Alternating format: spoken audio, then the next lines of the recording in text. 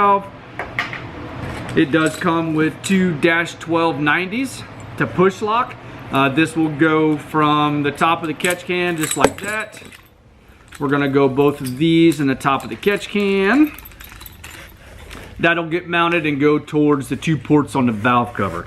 So this needs to be torn up. I'm gonna take this apart and see exactly how this is manufactured. One thing I forgot to mention, you do have the drain on the bottom side that goes directly down into the crankcase right behind the CP3, which I think is pretty cool.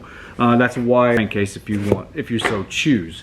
But it is vented, so you don't have to worry about having an atmospheric vent because it's already built into the can. So I'm gonna grab an Allen wrench, pull this out of the bottom, and hopefully everything comes apart because I do want to strip this, blast it, and just like that.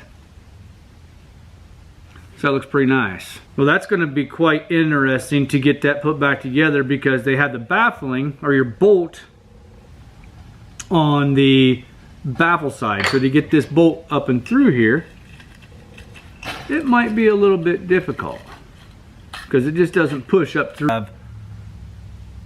Their bit plunged in and then it almost like they drilled a hole and then they start machining their O-ring.